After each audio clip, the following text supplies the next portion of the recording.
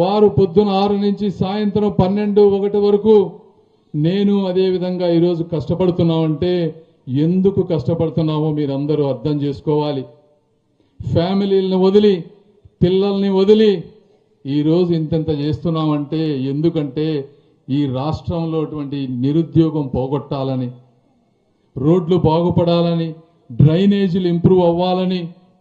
మంచినీళ్లు తాగేందుకు కనీసం మంచినీళ్లు కూడా ఇవ్వలేనటువంటి పరిస్థితుల్లో ఉన్న మంచినీళ్లు ఇవ్వాలని, ఇలాంటి ఎంతో సహృదయంతో మేము ఈరోజు వచ్చామని మీరందరూ అర్థం చేసుకొని మళ్ళీ